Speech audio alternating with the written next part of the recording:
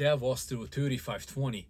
It is fast, it is super affordable, and it's a great build quality. However, out of these three, we can only choose two, and we can see right away where is the budget went with this laptop. So this laptop is about 1 year old, so this is an excellent time to review the laptop. What happens in a laptop in a business class environment if this laptop costs less than $500, and we have a high-end Intel i7 CPU, 12th gen. We have 16 gigs of RAM and a 512 SSD. We have a backlit keyboard, and a friend of mine called me when I was doing a review on this laptop and asked me if I'm working on something. I said, like, yeah, I'm working on a Vostro 3520, and this thing is just absolutely, and he just jumped in and finished the sentence, said, great, it's amazing. He said he only paid $400 some for a very same model. He said he's using as a desktop.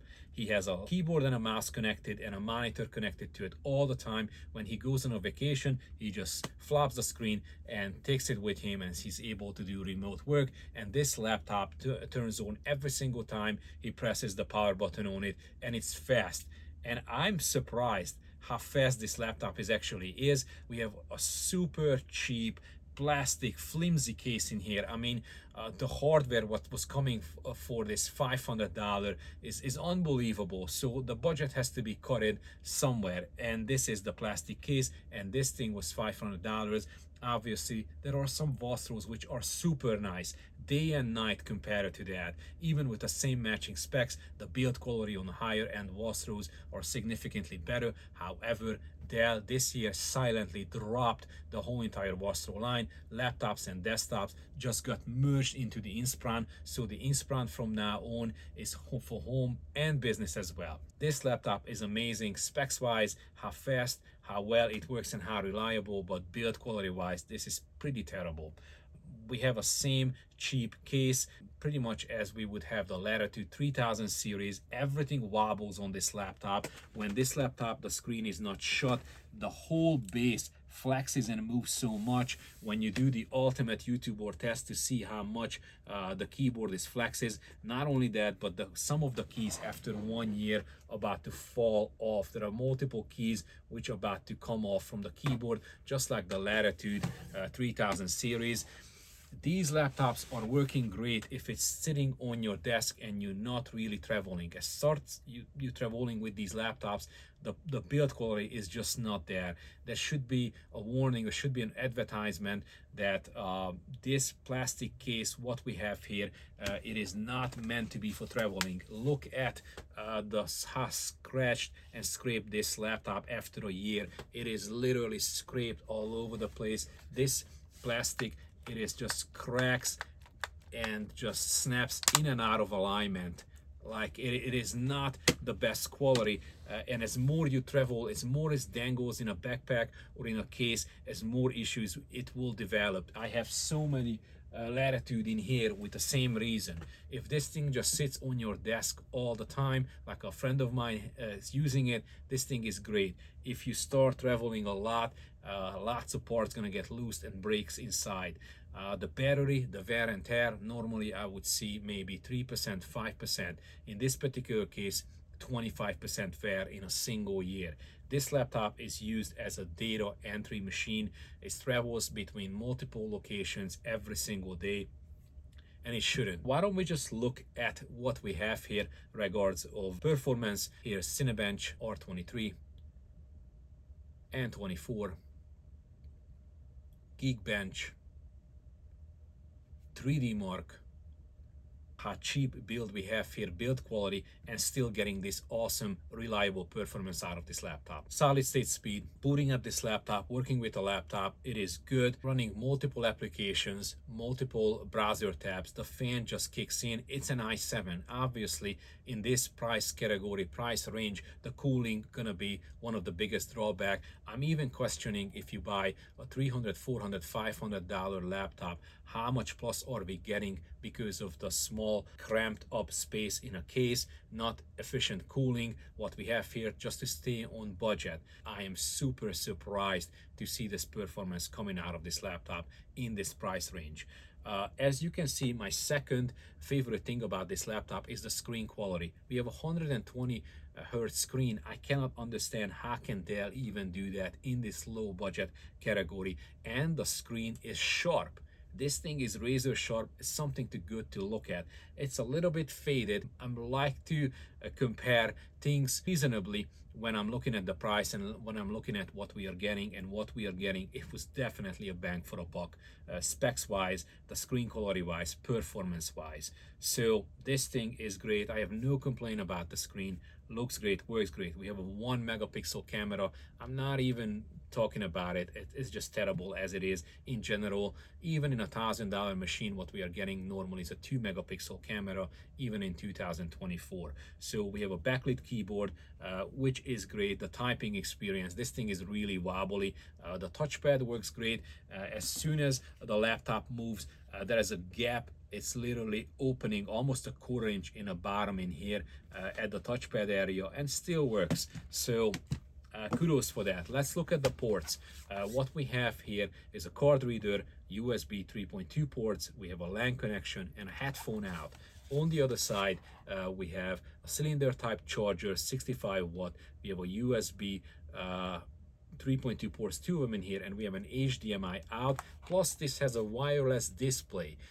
When I turn this thing on, it's already search for my TVs and offers the screen to be mirrored to the TV, which I absolutely love. We have this curved edge in here. This has a dual purpose, has some rubber feet. When we open this laptop, what it does, it curves under the laptop, raising the laptop up, giving us better typing experience. Supposed to be. Again, the keyboard is extremely wobbly. The letter O and letter S literally about to fall off from this keyboard. And also, the second benefit is being raised up. When we're getting a cool air or a cold air from this cold air intake, we got the better performance. But unfortunately, in this price category, not just Dell, but HP, Lenovo does the same thing, and Acer, we have the hot air leaving the laptop right here, hitting the bottom of the screen. Now, I had some concern when I reviewed the 3520 Inspiron. I did my own research, and I know for a fact that this will not cause the screen to feel that we are blowing the hottest air coming fresh out of the CPU and a graphics chip inside the CPU and hitting the bottom of the screen. No issues whatsoever. The screen just holding up fine. So I have no reservation how reliable this solution is. It's just from the technical standpoint, as a technician, I had some worries that this is not gonna make the laptop last for a long time, but Dell has been doing this for years, and again, every single other manufacturer in this price category, and it's fine. So speakers are working okay. Wi-Fi, after reviewing that Lenovo for $1,000 and had all sorts of Wi-Fi issues, and it's just constantly getting a low bandwidth. There is no problem with the Wi-Fi in here, neither with the Bluetooth. Rock solid, both of them. So let's take a look at what's inside and see if we can replace any of these components. If you like this laptop and looking for a budget laptop, you can still get this not under a Vostro, but under as Inspiron 3520. They are heavily discounted.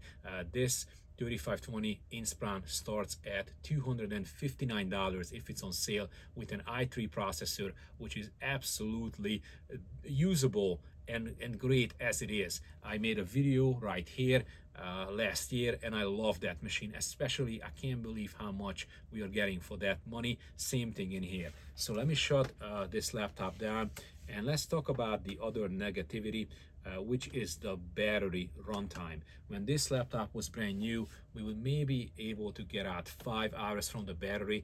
Now, since the battery degraded about 20-25% after 1 year, we are getting only 4 hours max, maybe 3.5, and not running anything but YouTube in one browser tab with the screen set to 70% brightness. So let me put my mat out and let me show you how easy to take this laptop apart. We don't need any sort of special tools. We're just gonna need a Phillips screwdriver. I might not even gonna use an opener, we'll see that. So let me get a tool set out and let me start taking things apart. Unfortunately, when I pull this thing apart at the first time, I realized that one of the mounting point is already broken. Looks like it was just glued to the bottom of the base, and it just literally came out, just broke off. So there's no longer a screw there. All right, so I'm gonna start taking these out. I already took some screws out, as you can see. Make sure whichever screws doesn't come out, you're just gonna make sure it's all loose, and you don't need to take any notes. They're all the same size screws, so they're all gonna go to technically any place. As you can see, one of the rubber feet is missing. This is a problem. If you lose one of the rubber feet, we're gonna have less elevated space for cooling, so this needs to be resolved. We're gonna need the rubber feet in here. Normally I would just grab one of the opener and try to just spray it in right around the hinges and start lifting this up. Some of the Dell Precision Workstation and higher end Latitude I reviewed recently and complained about how difficult they pull them apart. It's such a tight fit. In this, just the thing just comes out easily. And even this price category, I mean, when I open this laptop, obviously we don't have the top, the lid shut, and we don't have the bottom cover. Just see what kind of material we have here. You can see how much the touchpad is getting exposed by doing this. Obviously we're not using the laptop without the bottom cover, so that's not an issue. In return, what we have here is, surprise surprise, we have 2 slots for RAM. We can go up to 32 gigs of RAM. We have 2280 solid state with even a heat skin on it, so this is nice. And we have a small size fan, and unfortunately, yeah, we're getting the hot air in here and pushing it out right to the bottom of the screen. But again, this caused no issues whatsoever. We have Wi-Fi, and after that, Lenovo. I know that was just only one machine, and this is just one machine. So maybe if you have a 3520, maybe you don't have problems with the keys, the keyboards are falling off, maybe your battery holding up longer. Please let me know in the comment section. So I'm still in a pros and in a positive about this laptop. I'm sure there is a smaller size laptop battery, not the 54 watt, but the smaller one, and then you might have a 2.5 SATA in here. Yeah, this is the 3520. So let me put this together. Let's hit the power button, and again, this thing is, even with a not so great build quality, it is still performs great. So let me put this back together.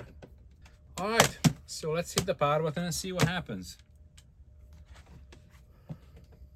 Yep, boots up every time. Thank you so much for your time. I see you in the next video. Scott's out.